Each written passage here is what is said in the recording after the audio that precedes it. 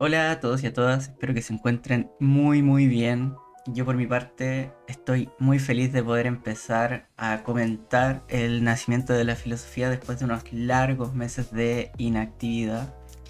Realmente perdón por eso a mis dos únicos seguidores. Espero que este video compense la espera y también me gustaría poder ser más constante. Créanme por favor. Pero ya estoy de vuelta y lo mejor es que con un video súper largo.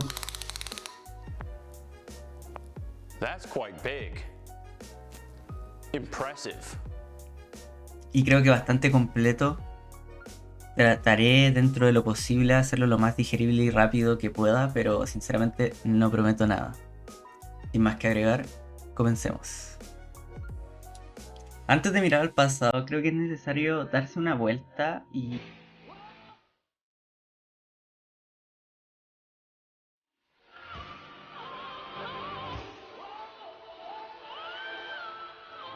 reflexionar sobre por qué preguntarse estas cosas es importante.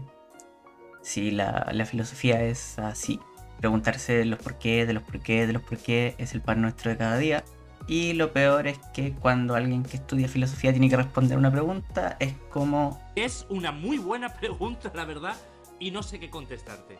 Pero bueno, ya hablando en serio, ¿para qué mirar al pasado y volver a los orígenes de algo? ¿Qué sentido tiene realmente? Probablemente exista alguien por ahí afuera que crea que es completamente inútil, por lo que los dejo con él. Top 7 razones por las cuales estudiar el pasado. La verdad es que no hay tantas razones, o tal vez sí. La verdad no lo sé, pero lo que sí sé es que todo lo que somos ahora como civilización se lo debemos a lo que de una u otra manera ocurrió en el pasado. Por lo que si queremos comprender nuestro presente es esencial volver la vista hacia nuestros orígenes. Muchas veces en el pasado se han encontrado herramientas o conocimientos que nos permiten superar dificultades en los tiempos actuales. De hecho, muchos errores que se han cometido a lo largo de la historia de la humanidad es porque seguimos perpetuando ideas o creencias nocivas, e incluso directamente falsas. Además, porque avanzamos muchas veces sin revisar si lo que sabemos es correcto o no del todo. De hecho, muchos grandes pensadores como el físico Erwin Schrödinger, ganador del Premio Nobel de Física, o Michel Foucault, el conocido filósofo francés, son casos bastante paradigmáticos de grandes mentes que encontraban en el pasado no solo datos importantes para sus investigaciones, sino también una serie de conocimientos que les permitieron comprender sus disciplinas de mejor manera, y así ampliar los horizontes de las mismas. This is big brain time. Para mí el pasado es muy interesante de por sí, pero sé que no todo el mundo le parece interesante, así que creo que es importante que comprendamos que para poder entendernos mejor a nosotros mismos y a nuestra realidad, es importante revisar lo que ocurrió en nuestros orígenes. Muchas de las creencias más fundamentales de la humanidad son, a ver cómo se los digo sin que suene feo esto.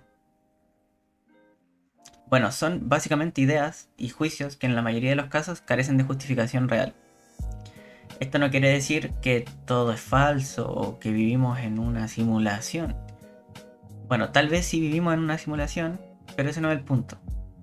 El punto es que demasiado a menudo aceptamos ideas o opiniones acerca de lo que nos rodea como si aquello que se nos dice fuera verdad. Pero realmente, como seres humanos, como humanidad, somos incapaces de negar o afirmar cosas como la existencia de Dios. No sabemos a ciencia cierta aún cómo se originó el universo. De hecho, hay muchas cosas acerca de nosotros mismos que aún no podemos explicar, como el origen de la conciencia, entre otras cosas. Y darnos cuenta que no sabemos tanto como pensamos, y al mismo tiempo que lo que sabemos y pensamos tiene una historia detrás, es lo que permite entender el valor de estudiar el pasado. De esto hablé hace poco en el video sobre etimología, así que si te interesa, recomendadísimo. Pero este video se trata específicamente del nacimiento de la filosofía. Le diría origen, pero algunos filósofos podrían enojarse. Así que ni modo. ¿Qué sabemos acerca del origen de la filosofía? Bueno, es más o menos conocido que la filosofía junto a las bases de la ciencia y la democracia surgieron en el mismo lugar. Y ese lugar no es otro que la Grecia de la antigüedad o de la época clásica. Entonces, ahora la pregunta importante que hay que responder es ¿por qué en Grecia y no en otro lugar? Digamos que la filosofía podría haber nacido en Grecia tanto como en Egipto, Babilonia o la China de aquellos tiempos. De hecho, hay algunas personas que tienen la creencia de que los griegos fueron los que le pusieron algo así como el nombre a la filosofía, pero que sin embargo la misma existía desde antes en otras civilizaciones. Aunque, a decir verdad, las hipótesis que se tienen actualmente apuntan a que efectivamente es en Grecia que la filosofía con sus características particulares nacen. Además que creo que lo que se confunde aquí es la existencia del pensamiento racional y no de la filosofía como tal. Entonces la gente tiende a confundir el pensamiento racional con la filosofía. Y la filosofía no es únicamente pensamiento racional. De hecho, no es que no hayan existido conocimientos teóricos en otras civilizaciones de la época, sino más bien que esos conocimientos no cumplen o no cumplían las características propias del conocimiento filosófico. Igualmente, de esto hablaremos más adelante, así que no me voy a adelantar. ¿En qué época nace la filosofía como tal? Se estima que la filosofía, o al menos el pensamiento filosófico, se remonta al año 600 a.C. aproximadamente. Sin embargo, los primeros registros que conservamos del uso de dicho término son del 460 más o menos. Este dato es importante como punto de partida para entender cómo surge la filosofía, ya que podemos ponernos en un contexto histórico bastante particular. O sea, no es cualquier época, digamos, es una época, un periodo de tiempo bastante escueto. Entonces podemos analizarlo bastante bien. De este contexto podemos decir que había un sistema productivo basado en la esclavitud, que hubo un auge del comercio marítimo en aquella época y Grecia también tenía un lugar privilegiado en el Mediterráneo que le permitía una ventaja en este comercio marítimo. También hay que decir que Grecia venía saliendo de una época que los historiadores han denominado la Edad Oscura. Sí, la verdad es que se le dice Edad Oscura, pero no porque hayan ocurrido cosas horribles o hayan caído males enormes, sino porque no se sabe en realidad qué pasó, dado que no hay registros históricos que hagan referencia a ese lapso de tiempo. Así que es oscura porque no tenemos ni pinche idea qué pasó, pero por ninguna otra razón. Todo esto que les acabo de mencionar, ¿qué tiene que ver con la filosofía? Se estarán preguntando. Bueno, yo también me lo estoy preguntando. Y la respuesta, asumo, es que cada una de estas circunstancias antes mencionadas son a la filosofía lo que las nubes son a la lluvia. Poético. Básicamente son condiciones de posibilidad. Cuando alguien habla de condiciones de posibilidad, se refiere a una situación que se requiere para que algo suceda, aunque esa situación no sea por sí misma suficiente para que un fenómeno X ocurra. Veamos un ejemplo. La lluvia. Una condición de posibilidad de la lluvia es la presencia de nubes en el cielo. Sin embargo, puede estar nublado y no llover. Pero no puede llover sin haber nubes. Entonces, las nubes son una condición de posibilidad de la lluvia. Espero haberlos ayudado a entender este concepto. Entonces veamos cómo estas condiciones de posibilidad pudieron dar origen a la filosofía. Partamos por el nivel de conocimiento técnico que poseen las civilizaciones en aquel entonces. En este sentido, algo relevante que hay que decir es que, de hecho, en el 600 a.C., la mayoría de las grandes civilizaciones ya cuentan con el dominio de ciertas ciencias prácticas como lo son la agricultura o la metalurgia, y en general artes que les permiten al ser humano presentar cierta resistencia ante las adversidades de la naturaleza. En otras palabras, existía cierto nivel de comodidad en algunas civilizaciones, como pueden ser la egipcia o la babilónica. Sin embargo, esta comodidad no explica el vuelco hacia las tareas intelectuales de quienes primero se dedicaron a la filosofía. Esta comodidad también debió ser complementada con otra característica histórica de la época. Esta característica es la esclavitud. Sí, aunque no lo crean, la esclavitud juega un papel muy relevante cuando hablamos de la posibilidad de hacer filosofía, al menos en aquella época. Solo piénsenlo, en general se tiende a relacionar a la filosofía con el ocio, con la contemplación o con el asombro. Y sinceramente, seamos así muy sinceros, ¿quién rayos tiene tiempo de contemplar o asombrarse cuando debe primero suplir sus necesidades más básicas? ¿Lo adivinaron? Nadie. El tiempo libre y de ocio que permitió el comienzo del pensamiento filosófico solo comenzó a existir una vez que los antiguos comenzaron a delegar las tareas de supervivencia en otros. Generalmente estos otros siendo esclavos que provenían de las guerras o del comercio. Dato curioso, hasta el filósofo Platón fue en su momento vendido como esclavo. Y bueno, como podemos ver, incluso algo tan terrible como la esclavitud contribuyó al nacimiento de la filosofía, así que... Sé que suena realmente mal y terrible el hecho de que la filosofía sea en parte hija de la esclavitud, pero si prestamos atención, las cosas no han cambiado mucho. Si en la actualidad no fuésemos capaces de sustentar nuestras necesidades básicas, difícilmente podríamos pensar en hacer ciencia teórica o filosofía. Porque evidentemente tendríamos problemas más urgentes de los que hacernos cargo. Es verdad también que muchas de nuestras comodidades hoy en día se deben al desarrollo científico y tecnológico, que en algún momento solo fueron ideas locas en la mente de algún pensador de la antigüedad. Así que podría decirse que aunque no todo tiempo pasado fue mejor, al menos la libertad de la que podemos disfrutar hoy se la debemos a quienes permitieron que otros pudieran dedicarse a la tarea de pensar y teorizar. Eso sí, en ningún momento esto es una apología a la necesidad de la esclavitud, sino más bien un reconocimiento a quienes la historia ha olvidado, pero que sin embargo les debemos todo lo que somos ahora, y que probablemente tuvieron que sufrir horrores inenarrables mientras eran esclavos.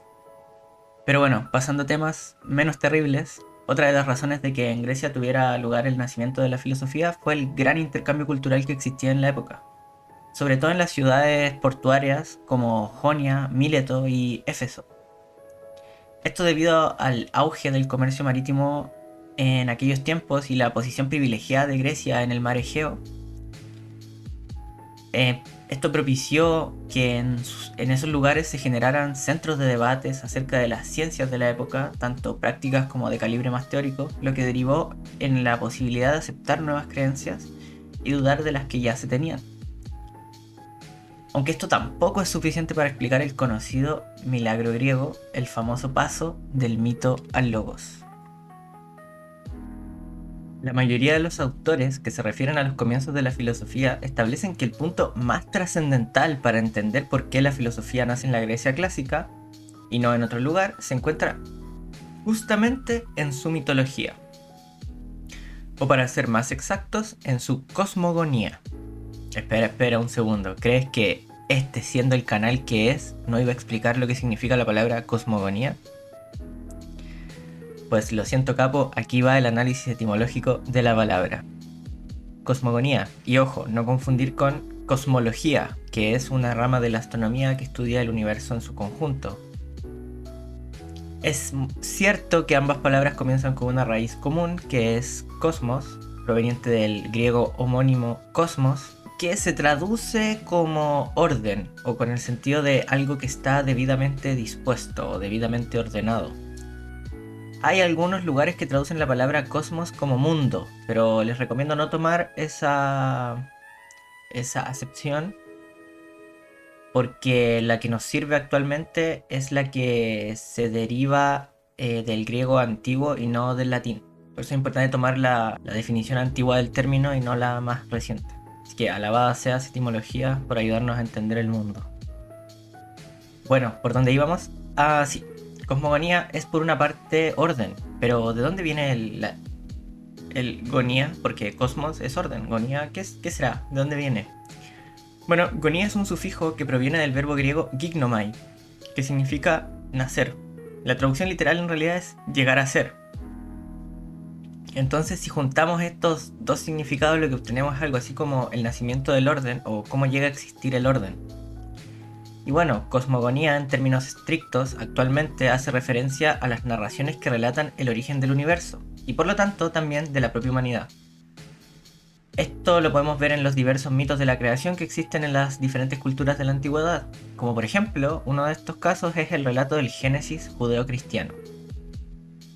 Pongan mucha atención a que yo nunca digo que necesariamente los relatos cosmológicos tienen que ver con una creación. Y esto no es al azar, porque de hecho una de las cosas que distingue a los griegos de otras culturas es que sus historias acerca del origen del universo nunca se implica la creación de nada, sino más bien lo que se quiere decir realmente en estas historias es la acción de criaturas mitológicas o de dioses que dan comienzo a un determinado orden que nace del caos, que es una palabra que se utiliza para hacer referencia al desorden y a lo confuso o indeterminable, pero no a lo inexistente, lo que quiere decir que nada es creado para los griegos, sino más bien ordenado de determinada manera. Es por esto mismo que deberíamos poner atención a la idiosincrasia griega, entendiendo idiosincrasia como la particular forma que tenían los griegos de entender la realidad. Y respecto a esto vale la pena preguntarse por qué dos conceptos tan importantes para la sociedad occidental, como lo son la ciencia y la democracia, tuvieron su origen casi al mismo tiempo en la antigua Grecia. Esto se debe en parte a lo que ya se ha dicho, pero para entender mejor esta ventaja en términos de libertad que poseían los griegos, es importante traer al frente a dos figuras cuando se habla de mitología en Grecia. Por una parte tenemos a Homero y por otra a Hesíodo. Bastante triste se ve nuestro amigo Hesíodo. La verdad es que si me hubiese visto en la necesidad de escribir en griego antiguo también estaría bastante triste, porque es bastante difícil. Pero, ¿por qué son importantes estos autores? Partamos por Homero, este autor de poemas épicos como la Odisea, y que también es, al menos hasta donde yo sé, el primer escritor de Boys Love de la historia. Sé que alguien va a entender esa referencia.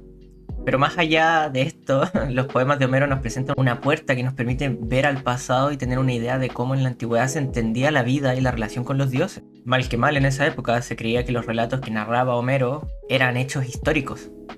En la Ilíada es donde se relatan los hechos de la guerra de Troya, o también cómo Brad Pitt enamoró a una generación de jóvenes adolescentes. Homero se toma un momento para darnos una pincelada de cómo había sido creado el mundo. A su juicio, obviamente. Océano dio vida a todas las cosas que habitan la tierra, y este era un disco que flotaba sobre el agua. Lo importante aquí es realmente el momento en el que Homero da esta descripción, ya que lo hace cuando habla de cómo Hefesto, el dios de la fragua y la herrería, hacía las armas de Aquiles, a petición de la madre de este. Y cómo de alguna manera Hefesto forja el mundo y el destino de Aquiles en el grabado de sus armas. Con esto podemos ver que los dioses eran en los tiempos de Homero entidades rectoras o compositoras del mundo. Esto de alguna forma se refiere a que ordenan el mundo y le dan forma.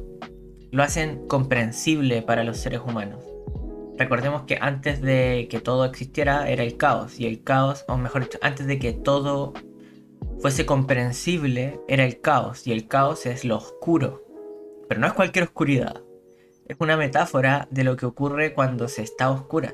Imaginémonos que nos encontramos sin luz.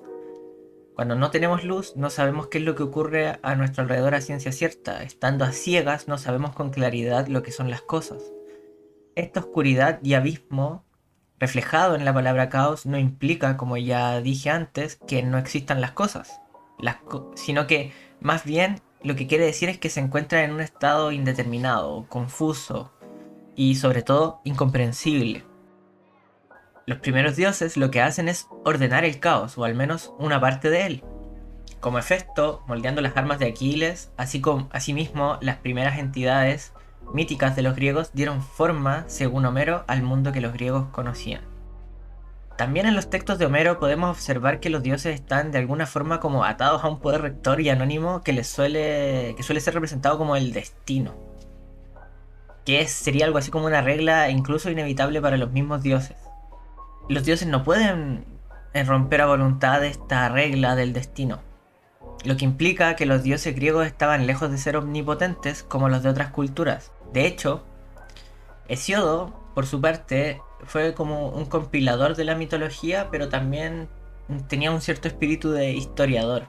Por lo tanto, si bien entre Homero y Hesíodo hay cosas que difieren en los mitos, se estima que Hesíodo era más cercano a la tradición griega, o sea, sus relatos son más exactos que los de Homero.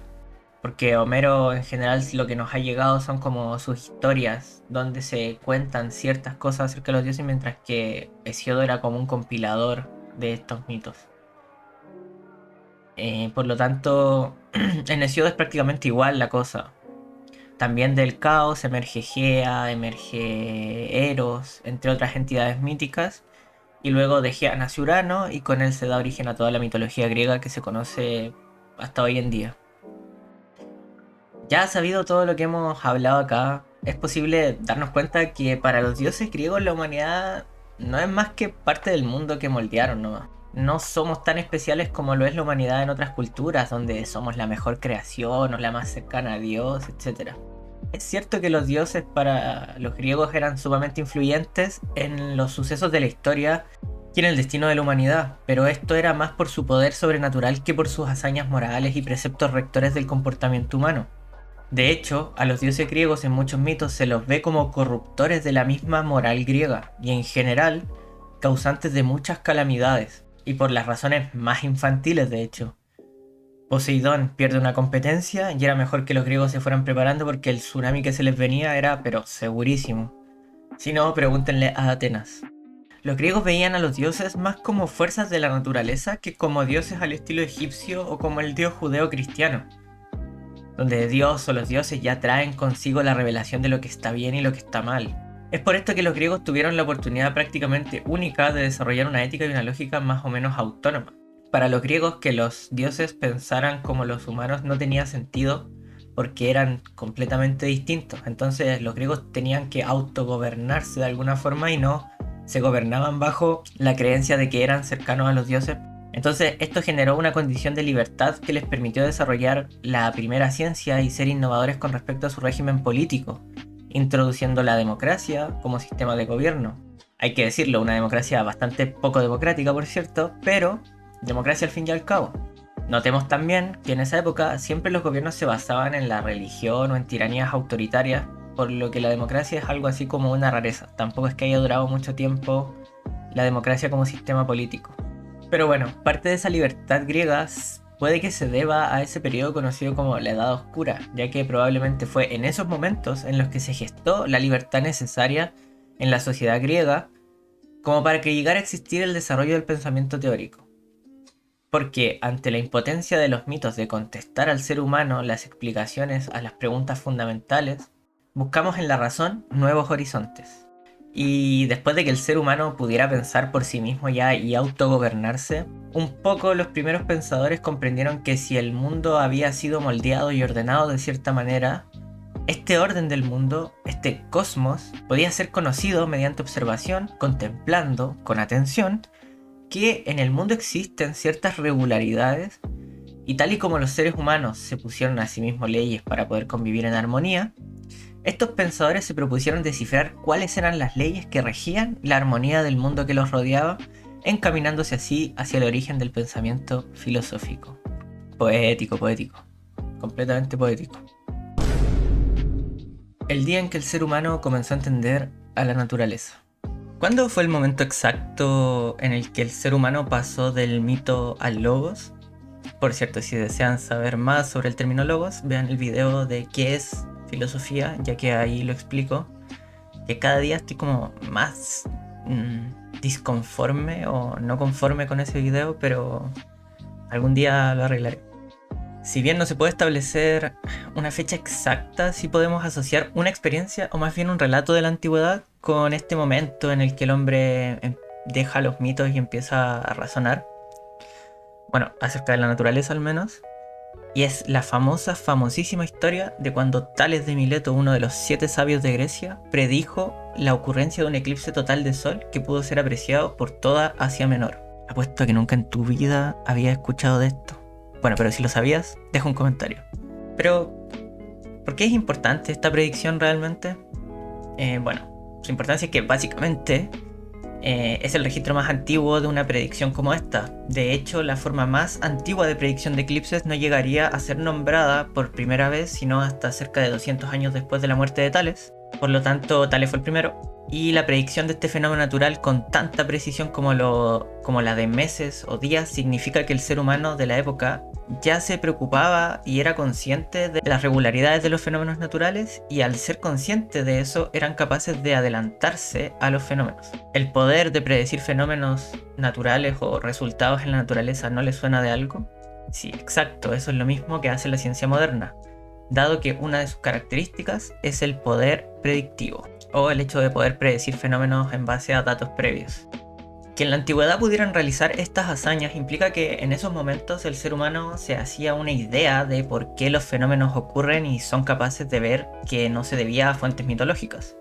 Porque ¿qué sentido tiene predecir un eclipse si voy a decir que Dios fue el que lo hizo, sino que lo predigo porque sé por qué va a ocurrir? Que va a ocurrir porque algo va a tapar el sol. Entonces lo que veían en la antigüedad estos primeros pensadores eran los ciclos propios de la naturaleza, lo que comenzaba a abrir los ojos a nuestros antepasados acerca del funcionamiento del mundo. Ahora sí, el milagro griego.